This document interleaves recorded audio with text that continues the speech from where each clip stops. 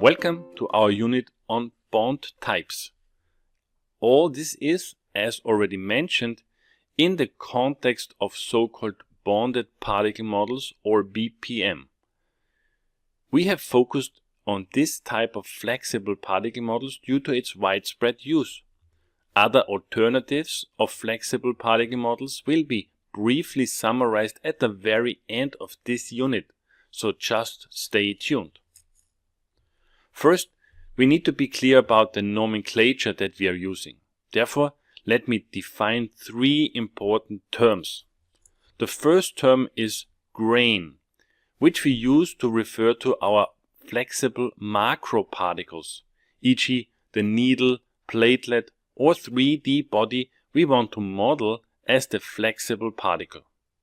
As an example for such a particle, you see here a red blood cell, or short RBC, studied by Porcaro and Zaidipur on this slide. Next, we have already heard of membranes. This term refers to an elongated flexible 2D structure.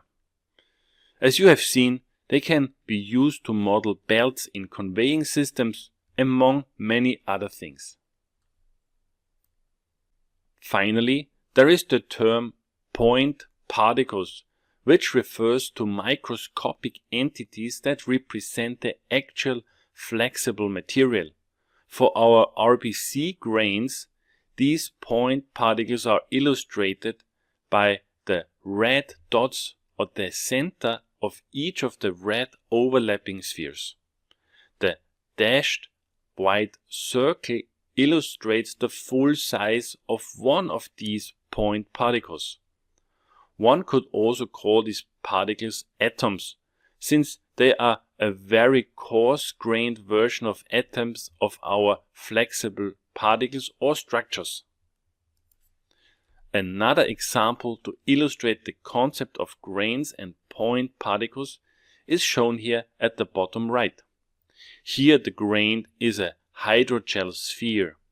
The point particles are arranged in a pattern as illustrated in this cross-sectional view, as well as the 3D view here at the very right. Let us come to the next topic, which are bonds. As you see already on the left-hand side in the RBC model, bonds are formed between point particles and illustrated here by the black lines in between the white dots. In order to define bonds, we need to understand how they are connected with the point particles. Since this connectivity defines the structure of the grain, we call this connectivity the bond structure. In some references, it is also called bond dimensions.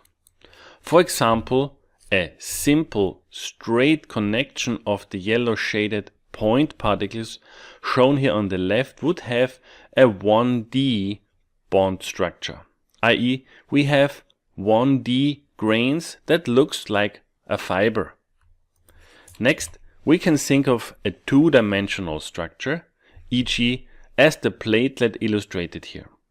As you can see, each point has two connections in the two directions of this plane.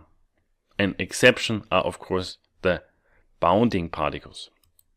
As shown below, a 2D bond structure can also form a loop, as in the case of a belt conveyor. Another example for a loop was the RBC model on the previous slide. The last bond structure we can differentiate is a 3D grain, as illustrated here on the right-hand side. Such a grain can be of any shape, as is easy to understand. Also, this slide illustrates two more examples of a three-dimensional bond structure. As shown on the left, this is a simple block of material consisting of 6 by 6 by 6 point particles. Also, the material to be modeled can have a ring-like structure and with the point particles randomly arranged within it. Hence, also the 3D bond structure must be random and connects each pair of neighboring point particles within a distance that is below a certain threshold. Great! As we have now identified the base nomenclature regarding bonds, we can now define the so-called load types of these bonds. As illustrated here at the very bottom, these types were introduced in the early work of Podjondi and Kandal and consist of two main subtypes. The first subtype consists of force models for the normal and shear direction. These forces are illustrated by the black and gray straight arrows in the figure. These forces depend on the relative position of the point particles, as will be made clear on the next slide. The second subtype are torque models for the bending, shown here in black, and twisting, shown here in white. The value of these torques depend on the relative angle between the neighboring particles. As you can see, we have in total 4 loads that each bond can withstand. We will see that to evaluate the bond forces and torques, we need to make some assumptions regarding the geometry of the bond. For the sake of simplicity, we assume that the bond is cylindrical and has a bond diameter and a bond length that is identical to the particle diameter dp, as also illustrated by the central gray shaded box in the figure. Hence, the bond's cross-sectional area, as well as the area moment of inertia I bond and the polar area moment of inertia IB bond, are fully defined. Note that the bonds are massless, i.e. the mass is concentrated in the point particles that constitute the grain. This is important later for the calculation of the oscillations, since we need to know the density of the grain. Now let us come to the force and torque calculation details. Force and torque calculations are done with a so-called incremental method that is well documented by Guru et al. As well as Podjondi and Kandal. But what does incremental mean? It means that we use an integration of the relative velocity and the angular displacement rates to compute forces and torques. Specifically, it works as follows. As shown in this equation, the incremental bond force update is calculated based on the Young's modulus, the bond shape identified by A bond and the bond length, which is equal to dp, and the incremental relative displacement distance. The latter is calculated with the point particle's relative velocity and the time step delta t. The incremental force updates are subsequently just summed up. That is it. Of course, since we have 2 force components, we also have to perform 2 force updates. One in the normal and one in the tangential direction, with the only essential difference being that for the tangential direction we need to use the shear modulus. For the torque, we follow the exact same way of thinking. The incremental torque is calculated from the stiffness evaluated via the Young's modulus as well as the geometry of the bond and the integral of the angular displacement rate. Again, since we have 2 different types of torques, we have to perform this integration for each torque model, the bending and the twisting torque. It is easy to understand that the forces and torques we have discussed so far are purely elastic. the work energy that is applied to the bond is conserved as elastic energy in the bond deformation and the bond force or torque. In other words, there is no energy dissipated when using such purely elastic bond models, similar to what happens if we use only an elastic spring in our DEM contact model. Unfortunately, this is often unrealistic since real-world flexible materials may absorb some energy that is then internally dissipated to heat. Also, a lack of energy dissipation may result into an unstable numerical simulation. The simulation may just blow up. On this slide, we discuss the solution to this challenge. These are so-called damping forces.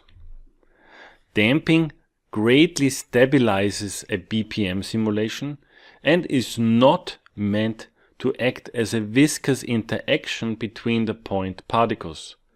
The damping force is modeled in a simple way via a damping coefficient d-temp and acts into the opposite direction of the relative velocity of the particles.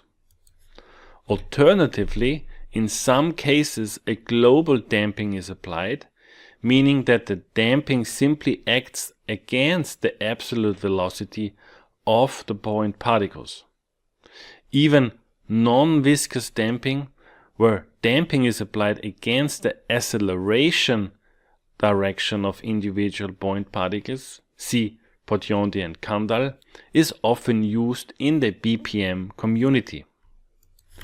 Finally, one should mention the more recent work introducing Maxwell or Berger models as sketched here at the bottom right and published by Mascara et al. These models were developed to replicate the behavior of viscoelastic materials and hence do have a viscous component in it. You see the dashboards here. Thus, the material modeled with this BPM can creep, i.e. it behaves like a fluid if stressed for long times. The application of this specific model of Mascara et al. Were hydrogels, i.e. very soft viscoelastic materials. Another variant of force and torque models used in BPMs are plastic bond models. The basic idea is that an elasto-perfectly plastic material behavior is simulated. This means that there is a yield stress sigma 0 above which the stress cannot increase. This material behavior is sketched here at the top right. Here epsilon indicates a strain and sigma is a stress. As can be seen, we need two material parameters to describe this behavior: a stiffness and a yield stress sigma 0. When modeling fibers, as done by Guo et al., it is easy and simple enough to apply this elastoplastic behavior to the bending component of the bond's torque. It is now important that for such bending deformation, the local stress in the material is not uniformly distributed over the whole cross-section of a bond, but, as shown on the right, increases linearly when moving from the center of the bond to the outside.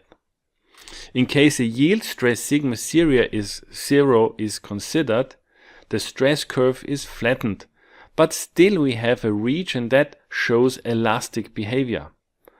Thus, we will expect that there is an intermediate regime in which we have a mixed elastoplastic behavior of the bond. And exactly this behavior is called the simplified elastoplastic regime in the figure here at the bottom. Clearly, this regime is beyond the purely elastic regime in case we increase the bending angle over a critical value. As you can see, the calculation of the incremental bending torque is then a bit more tricky, as before. Finally, we arrive at the fully plastic regime for large bending angles. Here the material is behaving plastically over the whole cross-sectional area, and hence the bending torque is independent of the bending angle. We can now go even more to the extreme and let a bond break. Doing this in the DM model is surprisingly simple. We just use a stress criterion in the normal and tangential direction and compare the corresponding stresses.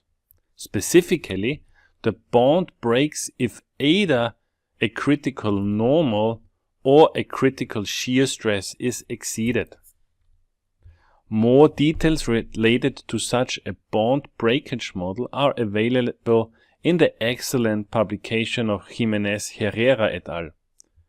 This already completes our description of models for flexible particles. We now move towards the final part of our unit. This is a theoretical analysis of the dynamic behavior of a 1D BPM.